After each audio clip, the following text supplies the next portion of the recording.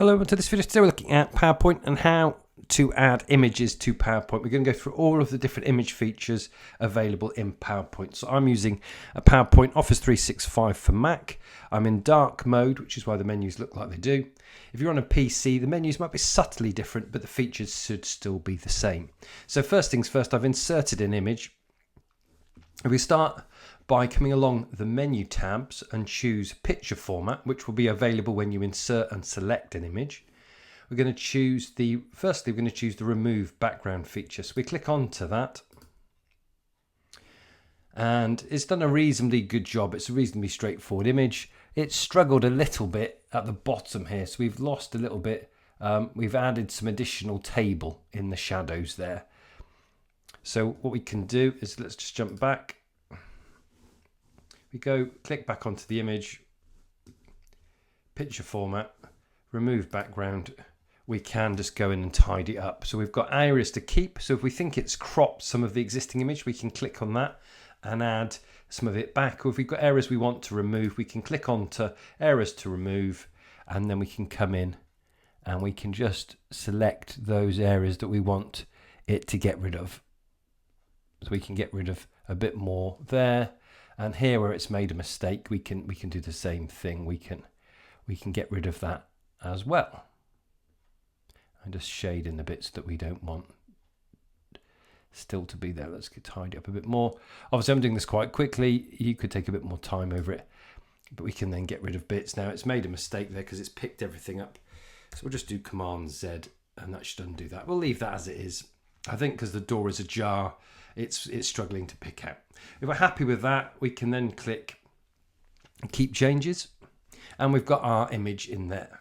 Next thing we can do, if we come along the menu here, we can go to Corrections, and you can see we've got the option to sharpen. Now, all this is going to do is sharpen the pixels, so if your image is out of focus, it's not going to make it any better. But you could soften the image if there was a reason for doing that. I don't want to do that, so I'm going to go back to sharpen. Other corrections we've got available is also we've got brightness and contrast. So we've got those there, so we can choose that. If we click picture correction options, it will open up this tab and you can see we've got some more detailed presets. So we've got sharpness, and then we've got brightness and contrast there. We can also change the brightness color, so we can go, okay, let's make it that one, and we can alter the contrast. I don't particularly like that, so we'll leave it back where it was. Let's make it just, we double click on the sliders, it should return it back to where it was. Let's see if it does that. I think we just probably want it to be 0, so let's just make it 0, because that will be where it should be. So you can really tweak it as much as you want. You can either use the menu correction feature, or you can open up this sub menu and select it as you see fit. I'm happy with that as it is. If we click onto picture color, we can alter the saturation. So we wanted to make it black and white, we can do that, or we can just keep it 100%. We should be able to click into it and just type in 100%. And we can also alter the color temperature as well. So if we photographed it and there was a bit of a hue from the lights, maybe we shot it under fluorescent light, we can tidy that up as well. Presets wise, we've got different colors that we can add. If you want to give it a color tint, I'm going to leave it as it is. And then picture transparency, we could alter the transparency. I'm quite happy with it being 100%. And then the final element is crop. So if I scroll down, that's what it's showing us currently. If we double click on the image, it closes all the menus. We've also got the option to do a few other things. So if we click on shadow, we can add a drop shadow, and you can see it's added a bit of a drop shadow there. And we can increase the blur and the angle. And we can also increase the distance, you can see. So we can add a bit of shadow, which is useful if you're trying to get an object to stand out a little bit. We could add a reflection as well. So again, you can see at the moment it's appearing down at the bottom of the frame there. So if we were to reduce the size of the reflection,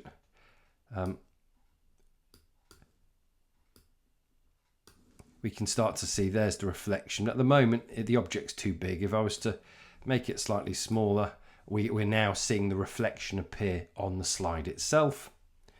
So sometimes it's useful to have a reflection.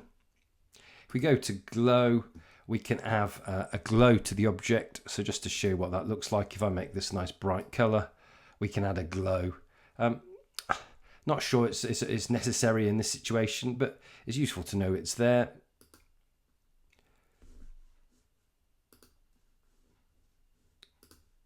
So we'll just make that 0.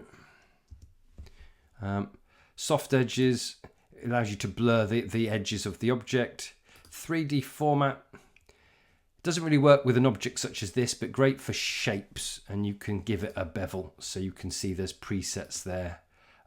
Doesn't really work on this object, but could be useful on something else. So we'll say no bevel. And we can also change the lighting. Again, doesn't really work on an object such as this, so we'll leave that as it is. But you've got lots of things you can do. Further down, you've got some rotation that you can do. Again, best for flat objects. So that's what we can do with the format picture. If we carry on along, we've also got the option to compress pictures. So if you've used a really modern smartphone to take your pictures, you'll find that the images are quite big. And this can dramatically increase the size of your presentation. So if you go to compress pictures, you can choose the quality of the image. So for example, I would suggest if it's only going to be viewed on screen, that I would suggest that you reduce it to 150 ppi. And that way it will reduce the size of your image. If you want maximum quality, but again, visible only on screen, 330 ppi is plenty. So great if you've used large images and you want to reduce the size of your presentation. You can obviously change the picture for something else. You can replace it with a different image, and you can reset the picture to how it was when you brought it in. And then here we can add a frame. So we can add a frame to an image, which is useful for certain things. Not so relevant when we're doing a cutout, but you can see there's a whole range of different options available there, which we can do.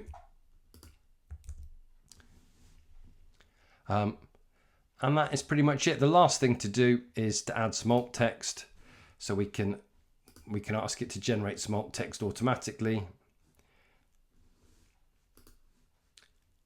And there we have it. So PowerPoint, really useful way of adding images. Lots of features that you can do with your pictures once you've got them added to your presentation. So I hope you found the video useful. If you did, remember to subscribe to the channel and join me again soon for more EdTech videos. Thanks for watching.